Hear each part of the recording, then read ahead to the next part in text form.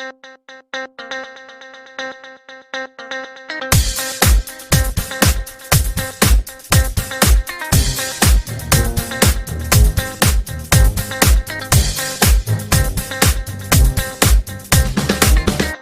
guys, welcome to Tech Times. Today we are going to be unboxing these USB wireless adapter, Wi-Fi adapter from Terabyte. So let's get right into it.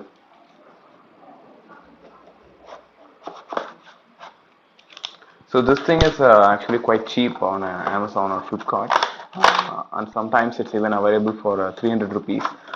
This unit currently I had purchased for 500 rupees on Amazon a few weeks back. So inside the box we just have the this driver CD and the unit itself. As you can see here, there's nothing else here much of so we are going to be actually testing it. As you can see here, I got my laptop here, and we'll be plugging it into the USB 3.0 port so that we can see actually how fast it can go. And on the website there, in Terabyte website, I saw that they also offer Android drivers. So I thought maybe I would give it a go, even though most of us are not going to be buying it for Android. I would like to see whether it actually can, whether Android devices can detect this without any drivers and such.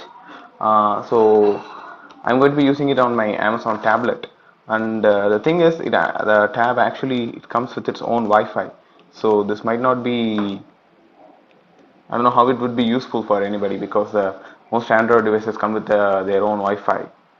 And yes, actually I cannot see any signs of it lighting up or anything.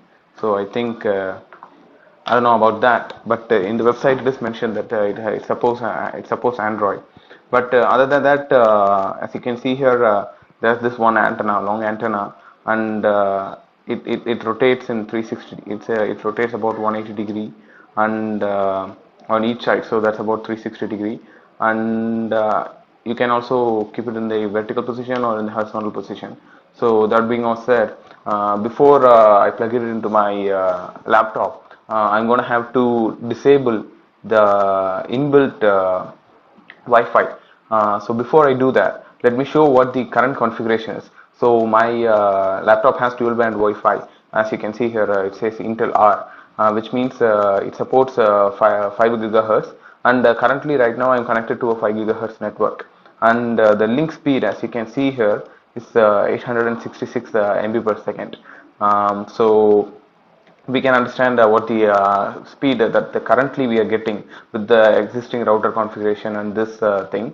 Now I'm going to be disabling this at the device level, and then I'm going to be connecting this so that we can see what this is capable of, so that we can emulate how it might be useful if you are having a desktop or a laptop without a Wi-Fi without a Wi-Fi inbuilt. So as you can see here, it's disabled. So it's gone. The Wi-Fi inbuilt Wi-Fi, I've disabled it.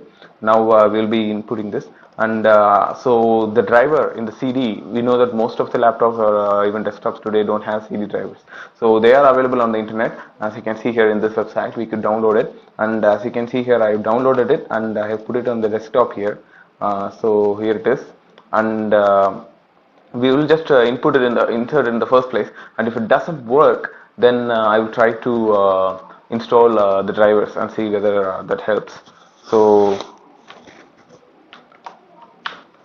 like I said, I'm plugging it into the USB 3.0 USB hub so that we can actually see how fast it can really get. So as soon as I've connected, I'm not actually seeing anything happening. I don't know why. Actually, yeah. So as soon as I connected it, automatically detected and installed it. So let's see in device manager and see whether it is showing up. So yes, it is showing up as this 801.11n USB wireless LAN card. So it is automatically getting installed if you're having recent systems. So like I said, these USB drivers that are here, they are only for if you're running a Windows XP or something like that. So starting from Windows 7 and so, this should automatically detect and automatically should work. So this is detecting my Wi-Fi, but again the issue is that it cannot actually detect the um, 5 gigahertz network. It's only detecting my 2.4 gigahertz network, and it is connected, so we can see that. And let's go to the properties and see what the connection speed is actually like. So yeah, let's close it and then reopen it. So now it's connected to the ordinary 2.4 gigahertz network, and still the link speed is actually comparable. It's about 600 Mbps or the receive speed, that means the download speed is 600 MB per second, and this is a MB with a small b, which means megabits per second or megabytes per second, and 72 megabits for upload. So on the box it's mentioned that it supports 100 Mbps, but I think that's just a bit of baloney. Or maybe for different routers it might actually support it. But so that's it. And let's go to speedtest.net and see how whether it actually works. So I'm going to be running the speed test. So what we are seeing here is that I'm actually having only a 20 megabit connection. So we can see that it is really saturating that internet connection that I have. So it is theoretically possible for it to actually deliver whatever the Wi-Fi speed that you have. So which is good news. Most of us have either 20 megabits or in some people I mean many people have 100 megabits up to 100 megabits, but as we can see here, theoretically it is possible for it to go up to 600 megabits, which means even if you have a gigabit Ethernet connection, which is 1028, it could still support half of it, and that is usually what we are going to be expecting from any of these networks anyway. So this is a good product, and this is cheap also, and we saw that this also supports DNS injection and all those other features, but I'm not actually familiar with this, so we cannot talk about that.